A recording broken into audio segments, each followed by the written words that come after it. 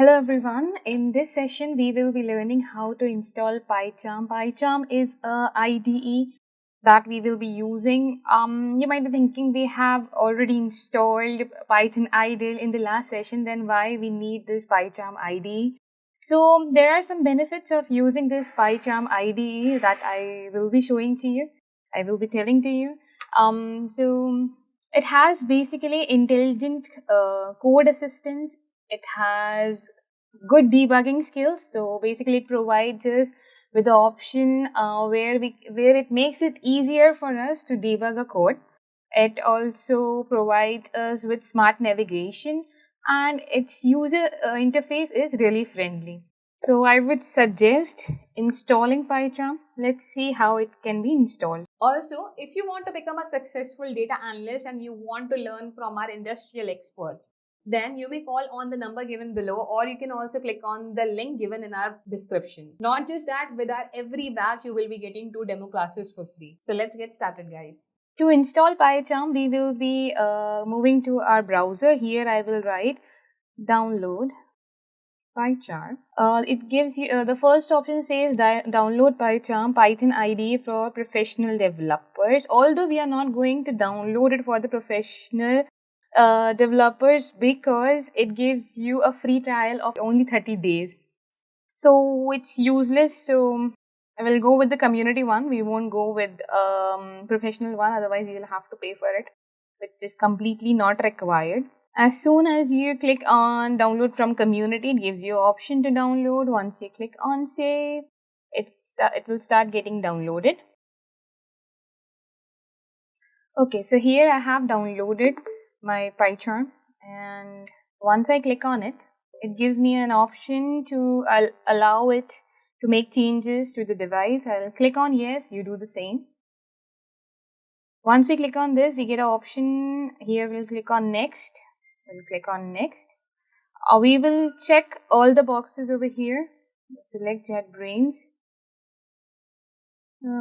Here we will be select the smart menu folder in which you would like to create a program shortcut. So we'll be going with Python 3.10 and install.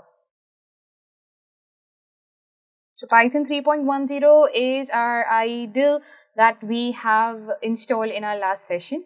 It takes a while to install, to do the setup basically. Once we're done with this, it gives you an option reboot now or I want to manually reboot later. So we'll pick I want to reboot manually later. Then we'll click on the finish button. So here it is done. Now in the search option, I'll go for Python Community Edition, Pycharm Community Edition. So I'll click on this. It gives you an option to configure our installation directory, do not import settings. I'll click on OK. So here our Pycharm has been installed. We'll click on new project. On the top it gives us the location that where this project will be saved, creating in our virtual environment. I'll click on the create button. Click on the cross. So this is how our Pycharm looks like. On the right, we have different themes as well. So you can, if according to your choice, you can go for darker or the lighter themes. And if you click on the left hand side, if you click on if you give a left click over here, there it gives you an option of new. Once you click on new, you will click on Python file. You can give a name over here. So let's say I'm creating my first file as demo.py. .py is the extension for the Python files. I'll repeat again. It is created. So I'll write a small program and explain you how it works. So I'll just write print hello world. I'll give it a right click and it says run demo.